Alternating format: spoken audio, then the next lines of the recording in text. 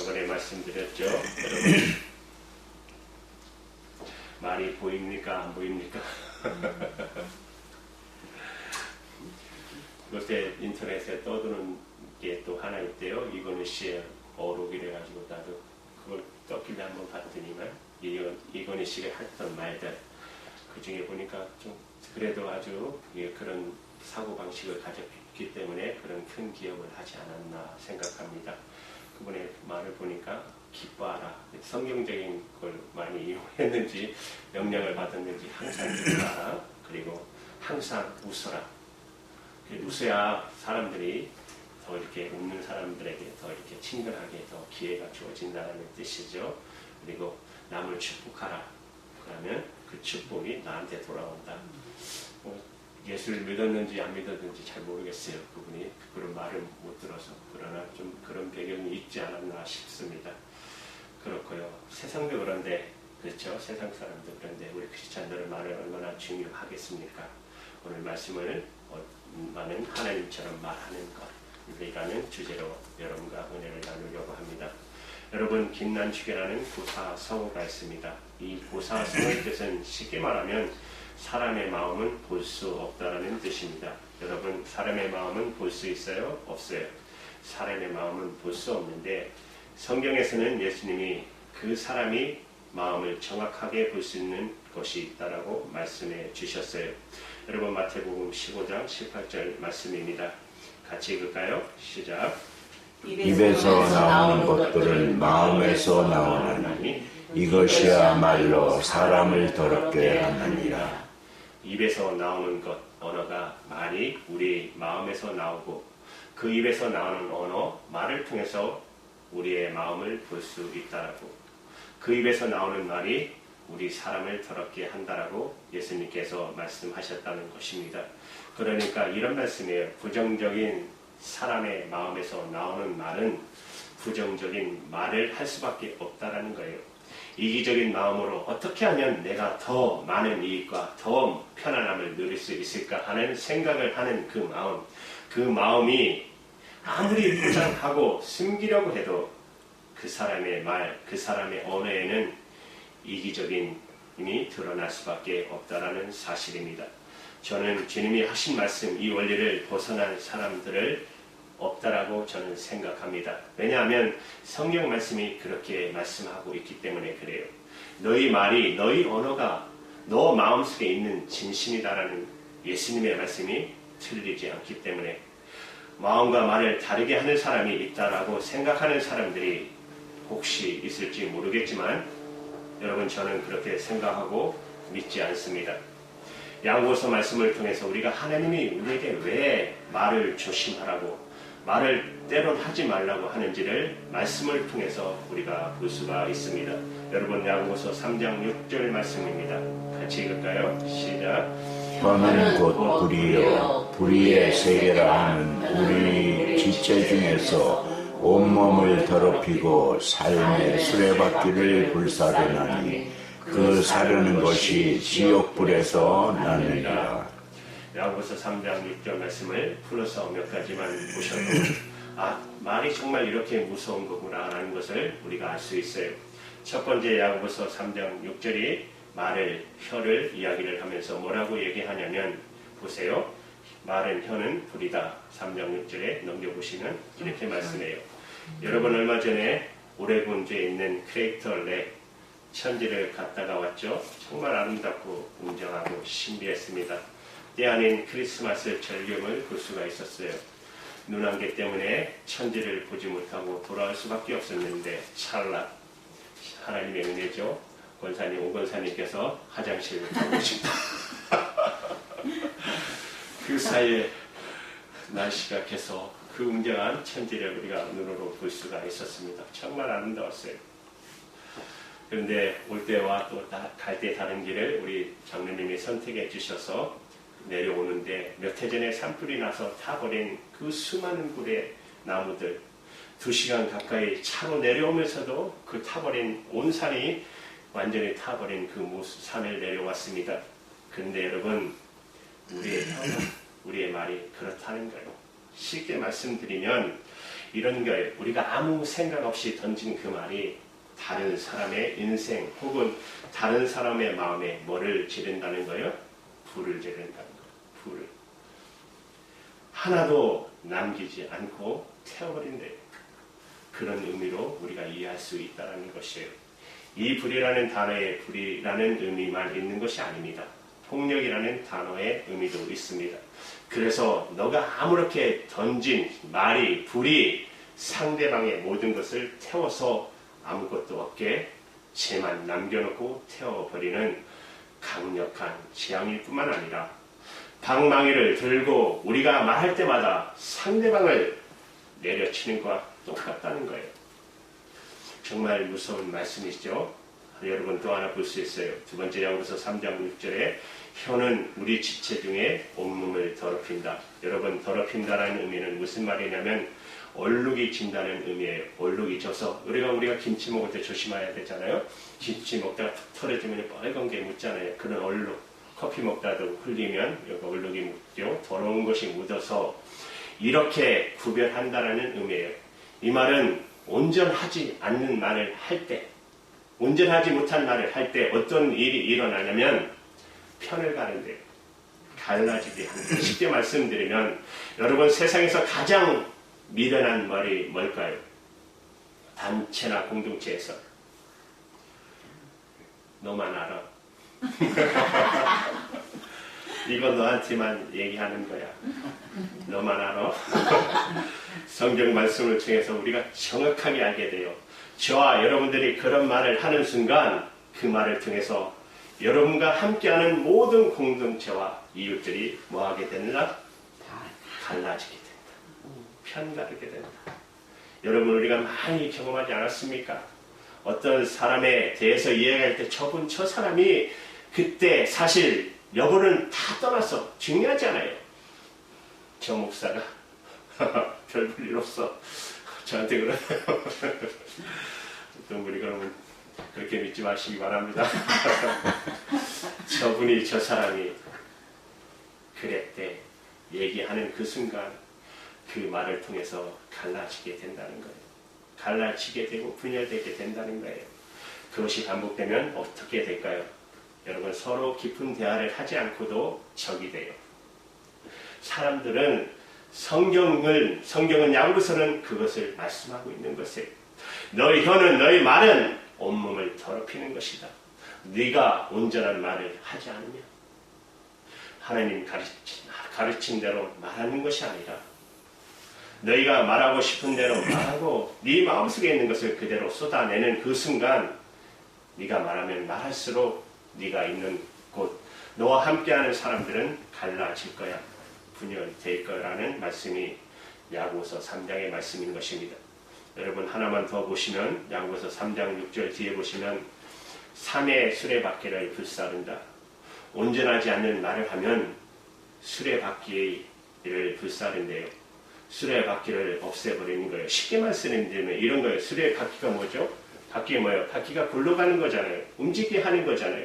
우리가 온전하지 않는 말을 할 때 바퀴를 태워버린대요. 이게 무슨 말씀이 있냐면 다른 사람이 무언가를 하고 공동체가 목표를 정해서 열심히 가야 하는데 사람들의 의지와 마음을 꺾어버린다는 거예요. 참 알곡 문학상 참 은혜스러웠던 것 같습니다. 내가 또 한편으로 참 우리 장로님 멋있게 생각하는 것은 장로님은 뭘 하면 끝까지 하신다는 거예요. 단체를 하면 제일 오래 남아 계시고 제일 장립하시고 끝까지 기도하시고 밀어주시고 하시는 거 보시면서 야 장로님 참 멋있다. 뭐 하나 하면 저렇게 해야 된다 뭐든지. 여러분 우리 권사님들 우리 또 감사합니다. 좋은 교회 가시고 또 큰 교회 가셔서 봉사하실 수 있는데 끝까지 작은 교회 나오셔서 끝까지 해주셔서 감사합니다. 여러분 이 수레바퀴라는 단어의 의미는 안에는 뛴다, 달린다는 의미가 포함되어 있어요. 똑같이 적용할 수 있어요. 여러분과 제가 온전하지 않는 말을 하면 지금 열심히 노력하고 준비하며 뛰려는 자녀들, 형제들, 친구들의 발목을 잡는 것과 똑같다는 얘기예요. 그 악한 힘이 어디서 있느냐? 우리의 말에 있다고 성경은 말씀하고 있는 것입니다. 그러면 우리가 온전한 언어와 온전하지 않는 언어의 차이점을 알아야 되지 않겠습니까? 성경을 통해서 여러 가지로 설명할 수 있지만 예수님의 제자인 빌립과 안드레에게서 우리가 하나님께서 예수님이 원하시는 언어의 습관은 뭘까를 알게 됩니다. 여러분, 요한복음 6장 5절 말씀입니다. 여러분 다 잘 아시는 말씀이에요. 오병이의 사건 때 있었던 제자들의 말입니다. 여러분 말을 들어보세요. 5절에 보시면 예수께서 눈을 들어 큰 무리가 자기에게로 오는 것을 보시고 빌립에게 이르시되, 빌립에게 말씀하셨다는 것이죠. 우리가 어디서 떡을 사서 이 사람들로 먹게 하겠느냐 하시니, 빌립의 대답입니다. 7절의 말씀에 보시면 빌립이 대답하되 각 사람으로 조금씩 받게 할지라도 200데나리온의 떡이 부족하리이다. 그리고 여러분, 우리가 오병이의 기적에 너무나도 많이 들었기 때문에 그래서 빌립은 이렇게 말하는 거예요. 사람들을 다 돌려보내서 그 사람들이 다 먹고 다시 오게 하시죠. 빌립의 결론이었어요. 빌립의 말은 여러분 한치도 틀린 말이 아니잖아요. 그렇잖아요. 빌립의 상황 파악은 정확했어요. 그렇기 때문에 빌립이 했었던 말은 단 한마디도 틀린 말은 아닙니다. 가장 완벽하고 확실한 방법이었어요. 그런데 우리가 다 아는 것처럼 모든 제자들이 다 그렇지는 않았습니다. 안드레가 빌립과 전혀 다른 말을 했어요. 중요한 사실은 안드레는 말하기 전에 뭐를 했어요? 움직였어요. 행동했다는 거예요. 안드레가 예수님한테 뭐라고 말씀드리냐면 어린 소년 오병이를 가지고 있는 어린 소년을 예수님에게 데려왔어요. 그리고 예수님한테 말하죠. 예수님한테 질문해요. 제가 이 어린 소년이 가지고 있는 오병이를 가지고 왔는데 예수님 이걸로 뭘 할 수 있을까요? 그리고 예수님 그렇게 예수님에게 말했잖아요. 여러분 보셔야 될 것은 이 빌립과 안드레의 말입니다. 똑같은 상이에요. 빌립은 완벽한 대답이었고 정확한 말이었어요. 그런데 중요한 사실은 정확해 보이는 빌립의 말에 예수님은 반응해 주시지 않았다는 사실입니다. 예수님은 황당한 안드레의 말이 사실 얼마나 황당합니까? 그런데 여러분 놀라운 사실을 성경을 보면 예수님은 빌립의 말에는 대답하지 않으셨어요. 그런데 안드레의 말에는 대답을 해 주셨다는 사실입니다. 뭐라고 말씀하셨습니까? 그 오병이를 이리로 가져오고 와라. 그리고 수많은 사람을 다 앉혀라. 그리고 음식에 축사하시고 우리가 아는 것처럼 그 오병이의 기적이 일어나게 된 것입니다. 여러분 잘 생각해 보세요. 왜 예수님이 빌립의 말에는 대답해 주지 않으셨을까? 그 이유는 아주 간단합니다. 여러분 설교 서론에서 말씀을 나눴잖아요. 말은 어디에서 나온다고요? 우리의 마음에서, 우리 속에서 나온 거라고. 빌립의 말이 어디서 나왔을까요? 그러면 대답해 보세요. 빌립의 마음에서 나온 거잖아요. 맞죠? 여러분 빌립의 마음 가운데 뭐가 있었을까요? 그러면 사람들은 빌립의 말을 통해서 빌립이 정확하게 한 말을 했기 때문에 빌립의 말이 맞다고 생각했을지 모르지만 예수님은 빌립의 마음을 아셨어요. 어떤 마음? 자기가 움직이고 자기가 희생하고 자기가 땀을 흘려서 예수님이 먹이라고 하셨던 사람들을 먹이고 싶은 마음이 없었다는 것을 예수님은 알고 계셨어요.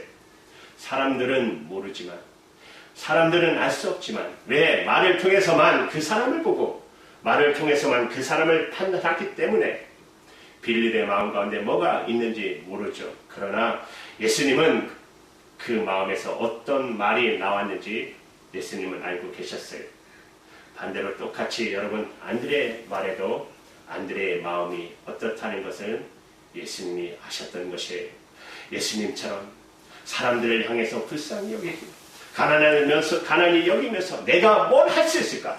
이거라도 해야지 않을까 하고 그 마음을, 안드레의 마음을 예수님은 알고 계셨다는 사실이에요. 그렇기 때문에 빌립의 말에는 대답을 하지 않으셨지만 안드레의 말에는 응답해 주셨고 말씀해 주셨다는 사실입니다. 여러분 문제를 해결하고 상처를 회복시키고 우리 삶 가운데 여러 가지 일들을 해결하는 일은 생각보다 바른 말이, 우리가 바른 말 한다고 하잖아요. 바른 말 아닐 때가 굉장히 많이 있습니다. 우리가 먼저 해야 될 것은 그리스도인들 예수 그리스도께서 우리에게 원하시는 언어의 습관, 생활의 습관은 무엇이냐면 말이 먼저 첫 번째 일본어로 나가는 것이 아니라 말과 함께 뭐가 나가야 돼요? 행동, 움직여야 된다는 거예요. 행동이 있어야 된다는 사실이에요. 누구처럼요? 안드레처럼. 내가 이들을 먹여야지. 예수님 이렇게 말씀하셨으니까 나는 이렇게 할 거야 하고 움직이면서 사람을 향해서 하는 것이 아니라 여러분 안드레의 말을 들어보세요. 여러분 사람을 향해서 얘기하는 것이 아니라 안드레가 누구한테 얘기했어요? 예수님에게 얘기했어요. 예수님은 이거 갖고 될까요? 여러분 요한복음 6장 8절 9절의 말씀에 보면 안드레가 예수께 여짜옵되 여기 한 아이가 있어 보리떡 5개와 물고기 2마리를 가졌나이다. 그러나 그것이 이 많은 사람에게 얼마나 되겠사옵나이까? 예수님 말씀하신 것을 정말 나는 하고 싶은데 제가 안 돼요. 제가 안 돼요. 제 때문에 안 돼요. 얘 때문에 안 돼요. 라고 얘기하는 것이 아니라 주님 내가 할 수 있는 일은 이것뿐입니다. 주님 이거 갖고 될까요? 라고 얘기했을 때 주님은 그 마음 보시고 그 말을 통해서 그 사람을 통해서 일하신다는 것을 오늘 성경을 통해서 우리가 보게 된 사실입니다. 여러분 생각보다 세상을 변화시키고 사람을 변화시키고 공동체를 변화시키는 사람은 따로 있어요. 말이 아니라 행동하는 사람입니다.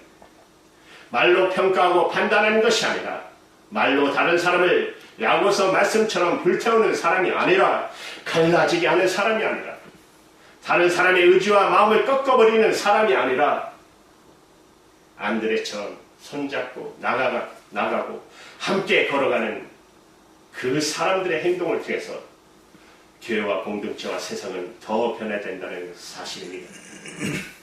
그러면 우리가 어떤 언어 습관을 가져야 할까요? 오늘 본문가에 있는 베드로 전서 4장 11절의 말씀이 그것을 우리에게 정확하게 말씀해주고 있습니다. 우리 다 같이 읽을까요? 시작. 만일 누가 말하려면 하나님의 말씀을 하는 것 같이 하고 누가 봉사하려면 하나님의 공급하시는 힘으로 하는 것 같이 하라. 여기까지만 할게요. 여러분 하나님이 오늘 우리에게 말씀해 주고 계세요. 말하려거든 어떻게 이야기하라고요? 하나님처럼 말하는 것처럼 하라고. 오늘 말씀의 주제죠. 일하려거든 어떻게 하라고요? 하나님이 주시는 힘으로 하라고. 여러분 이제 예배가 끝나면 모든 여러분의 삶의 터전으로 나가실 것입니다. 그때 여러분 하는 모든 말이 하나님이 주신 마음으로 하시기 바랍니다. 내가 어떻게 하면 교회를, 어떻게 하면 내 가정을 더 아름답게 할 수 있을까? 말이 아니라 여러분의 말이 정확하고 여러분의 말이 정확한 판단이라 하더라도 여러분 그것만 생각해 주세요. 그 말이 문제를 해결하지 않아요. 문제는 하나님이 어떤 사람을 통해서 해결하시는가? 하나님의 마음으로 말하는 사람들, 하나님이 주시는 힘으로 일하는 사람들, 그 사람들을 통해서 열매는 나타나고 변화는 일어나고 공동체는 더 단단하고 아름다운 공동체가 된다는 사실입니다. 저와 여러분들의 말이 다른 사람들을 태우는 말이 되지 않기를 바랍니다. 다른 사람들의 의지를 꺾어버리는 말이 되지 않기를 바랍니다.